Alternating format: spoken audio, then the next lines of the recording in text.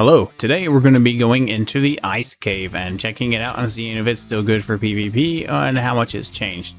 Alright, and if you don't know where the ice cave entrance is, I guess let's just say North Ice Cave. It's going to be around 21.6 and 27.1, kind of near there. Alright, so let's head inside and see if it's gotten any better, worse, the same. So as we can see, the entrance is still huge. We can still get gigas and erasers and stuff like that in, but it looks like they kind of made it less wide as we come inside, and it got really dark. Let's remove some fog, make it look better in here. So nice to see. Alright, and then as we come through here, we turn the corners to where we usually put defenses in this cave, and it got bright again. Alright, but the main reason to put defenses right up ahead of here, shooting back to this wall, was because there was a line about right here. There was a lag wall. So as you came through here on a ASE, you would lag, and so if you had turrets set up back over there, shooting just past this lag point, you can pretty much kill players pretty easy as they went in and out of the lag wall. So that made it a great defense in and of itself.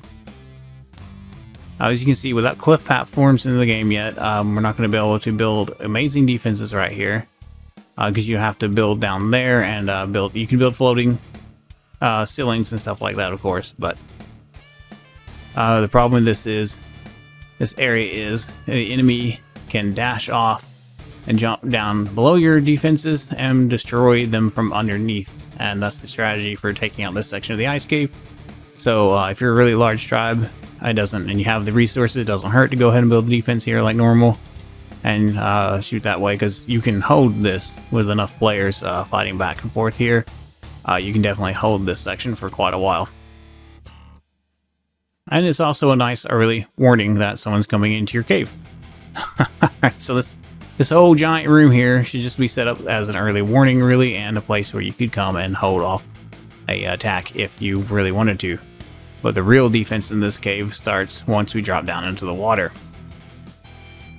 So we could work our way around down through here, but this part, again, doesn't really matter too much for defense-wise. You players can bypass it by jumping down. But yeah, so far the ice cave doesn't seem all that different from it was in ASE. If you saw my previous video on the Pearl Cave, you'll know it's slightly different and not as strong as it was in ASE. So we're checking out the center, we're checking out this North Ice Cave to see if it has been damaged as well, or it's still about the same. So we'll head down.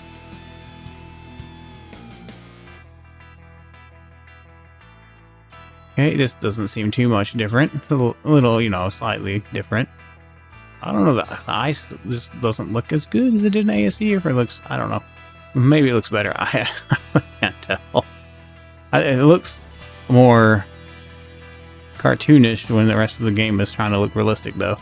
But this might actually be how ice looks. I don't know. Alright, so we're going down here. So this is normal. Right, and this is a great place to put some defenses. You generally don't want to put defenses where something can be above your defenses and coming down, because they can use platform dinos to block the turrets and stuff like that, so they can use plesiosaurs and mosasaurs, things like that. But if you build this in the right spot, and you spread the defenses out around up and along this wall here, so that it fires right below the water line, so like nothing above the water can soak it. It has to get in the water to soak. They have a harder time setting up a platform that way. They can still throw boats in and delete boats and let them sink down and cover your turrets that way. But you can place some back here to kind of prevent those from getting blocked by boats. And then this is really just be a slowdown, though, where you'd fight them in the water here with grapples and different things like that, and just stop them from pushing through. Fill this place full of sharks, and again, that's all about slowing your enemy down, right? Making them run out of time, making them run out of resources. Alright, so we could go that way.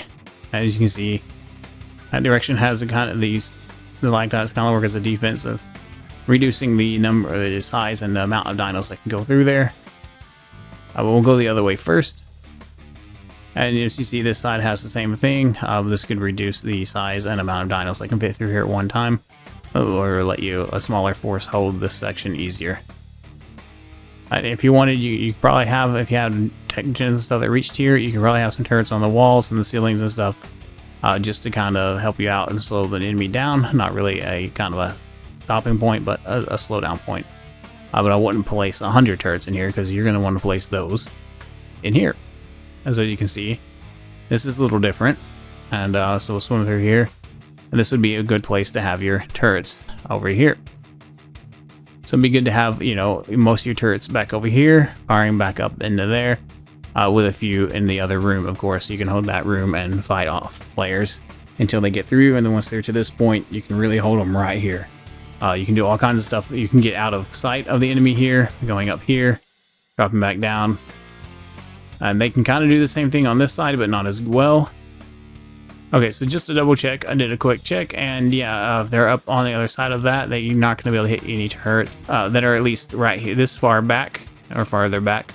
If you could technically push the boundaries and put your structures about here, and they'd probably be okay, but if they pushed forward just a tiny bit, they'd be able to hit them. So you want to, you know, put them back here a little further. And that way they won't be getting shot by the turrets till they enter this hallway. But you can use this as a great way of fighting back. And of course we have another little area like this after you get past that. Where they can come through, and then you can come up here. I guess I should double check that these are out of range. It looks like they would be out of range, but I'll double check. Let's say we built our wall up to here. Drop a couple of turrets. Alright, and then we'll go to the next area and just make sure. So this is where you would come up out of the water, and you would want to put turrets up here as you come out. You'd want to drop some turrets up and around here to fire down into the water to keep them from coming up and out of the water. And this would be your next point to hold. And this is where you would really want to stop them. You wouldn't want them to get past either of these points. There's 2 points just like this in this cave, and you wouldn't want them to get past either point. Right, but just to verify. Okay, and yeah, so yeah, this area is not visible from the last little choke point we showed you. So you would definitely could set your turrets up here to fire down into the water. Of course, if they get past this point where they can get out of the water and they start taking all your turrets down, they have a couple of different directions they can go, making this harder in a harder area to hold.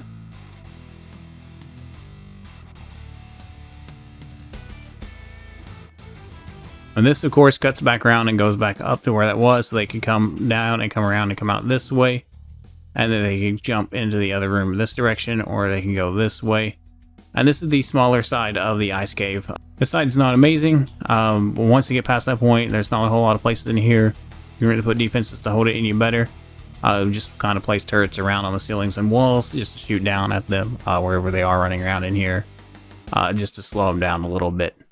And maybe buy you some time to get whatever you have here out to the other side of the ice cave or to another base, or just completely out to another map, however you want to do it. But this side's nice for a small breeding area.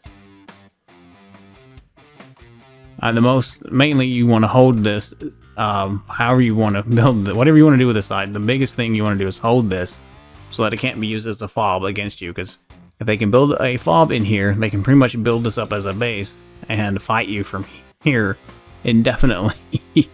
Right? If you get in here, your enemy gets up in here and builds a nice base, and it's really hard for you to get through the water up and attacking them.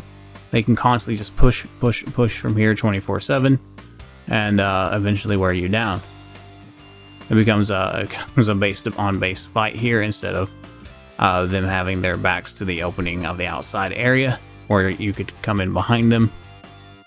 And this is so yeah, if you're attacking the ice cave, this is the side you want to get to and hold if you can, right, and make this your fob. Alright, so let's head to the other side. Alright, so we're back to the middle section where you can go either to the small side or to the big side. And how you know the difference on which way is which is, as you can see, these stalagmites and stalactites are much closer here. If you look that way, it's a little bit farther in before you get to those.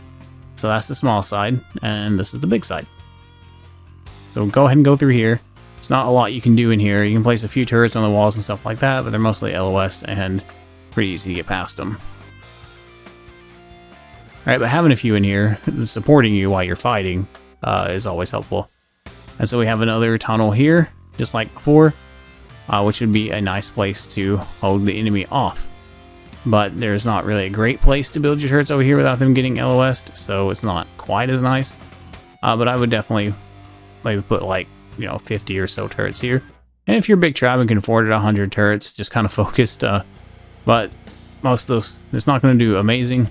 Again, this is for online defense. If you're here defending, having support turrets will help you win the fight easier. Of course, this all turrets are in Ark, is support, right? You can't rely on them to protect your actual base. And then of course we'll come through here, and there's another exit. And this is similarly built to the way it was on ASE, so enemies can bring their Tusos or whatever in here, stick them in the wall, and just reach out with the tentacles and soak that way. But again, like the other side, you'll want to kind of line the area above this, and it's going to be a little harder on this side because of the way the ceiling's built. But you'll want to have your turrets firing down on there. You may even want to have the majority of your turrets set up to fire across the water. Right, so if they try to pop their head out, they get shot, and they can't come up and run to the other wall there without getting shot. And then some firing down into the water. And then you'll want to definitely hold here with a lot of players, constantly fighting and killing the enemy. Sharks are going to be extremely necessary for holding the ice cave. They don't even have to be amazing. With the pack bonus and the bleed that they do, you will be able to shred any enemy tanks they throw in the water. Alright, so as we head farther back to the ice cave, we can kind of see it's a pretty big area. You can get paracers and all kinds of other things throughout this cave. This is really going to be meant for a larger tribe to hold. A smaller tribe isn't going to be able to hold this very well. Just the amount of sheer resources you'll need to hold this, it's insane. And there's not really a great place for a while to build defenses. Although this area is a huge area, right? You don't want to really miss out on using it. So you can do breeding in here or whatever. Maybe just crafting stations or something. But you could probably build all kinds of breeding shelves in here and just breed the stuff that you don't care about as much. If they killed the breeders, you'd be okay without them, or you'd have backups somewhere else. I definitely wouldn't store anything in corral here in this area, because the water defense area will only hold them for so long, and you don't want to be trying to evacuate corrals from this hallway once you realize you have lost that area. Alright, so we're going to drop down. And this is where the real defense of this cave is going to be at, is this drop down. Now, I say that, I'm not meaning put deep turrets at the bottom of the drop down, right? If you put turrets down there, that's the big problem, because they can just drop paracers with the platforms built correctly on top of them and just blow them up without any problem. But it's going to be really hard to drop tank dinos down here and without the dinos taking damage. Now there are ways to drop down this and get back on your dino without taking too much damage, without getting shot off, but it's tricky and not a lot of players can accomplish it. So what you would do is you would come back here a little ways, right? You would set your turrets up so that your turrets would shoot just to this wall, basically. This would be the edge of your turret range, right up against this wall. Maybe one foundation less, that way you would kind of shoot through the wall if the wall wasn't there by one foundation. That way they can't do any trickery and stand maybe like right on the edge here and not get shot. Alright, and that's how you would build this defense here, and they would just get, and this would just destroy them as they're dropping down. Even offline, this would be really hard to take if you had turrets set up correctly with your tech turrets up high so they can shoot riders off. And just 100 turrets right here. And if you're not going to be running over here fighting with dinos right up under here, setting up large bear traps here would really help, because those will kick the riders off their dinosaurs. I wouldn't put large bear traps too far back, because you're going to want to be able to come up in here and fight with Thylos and Gigas and stuff like that. This is a great place to have chain bolas. If you ever want to use chain bolas, you can fire some chain bolas at them as they land and snare the dinos that way, in case they've gotten rid of your bear traps. The chain bola will basically work like a giant bear trap. Alright, so this is where you're really going to focus on your defenses and holding the line. Once they're past that, there's not anywhere else in this cave great to hold them. But that spot right there, you can hold for a really, really long time. It's really hard to break through that. A lot of players have done it. A lot of players know how to do it. But it's still hard. Alright, as we go farther back, as you can see, this is a huge, huge hallway. You can do all kinds of stuff in here. Mostly large tribes just kind of line this full of shells with breeders and just breed like mad, right? So, and then we have this nice little pool of water here where you can pretty much breed pretty much any water dino you want. And let's see. Yeah, and there we go. There's another quality tier 3 center crate right there for Shastasaurus saddles. Alright, so the ice cave does have those.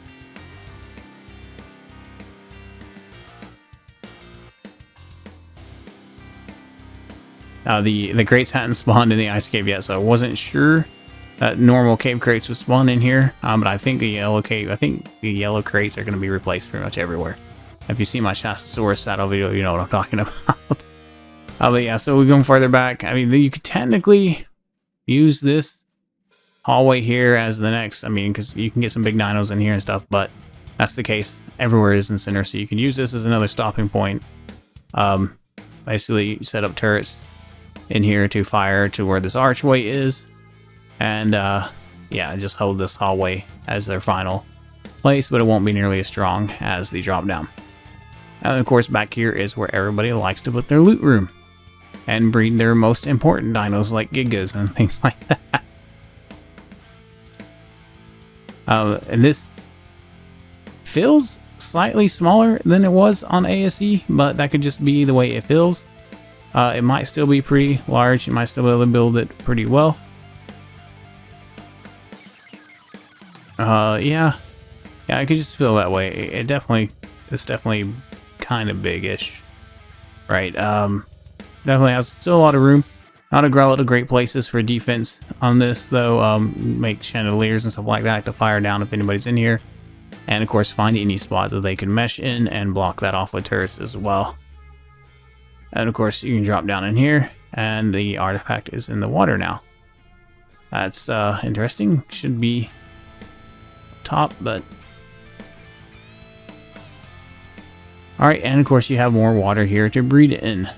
This would be where you would do your sharks and things like that. You might be able to get Tusos in here. It should be deep enough for Tusos, but they won't be able to move around much, so you just kind of shove them in the walls here and breed them. So all in all, the center ice cave hasn't changed that much. It's not any weaker, and it doesn't really seem like it's any stronger. It just seems like it's just slightly different, but still a strong cave. Probably give this cave, if you're a big tribe, I'd give this cave a 8 out of 10. If you're a small tribe, maybe a 6 out of 10, because it's still better than living on the surface. You still use less resources than living on the surface, but it's going to be really hard for a small tribe to hold this cave. For a large tribe, yeah, this is going to be one of the best caves for a large tribe in the game that's out currently. Of course, there should be better caves on the way, but we'll just have to wait and see how those play out. If you enjoyed this video, smash that like button. Have an awesome day.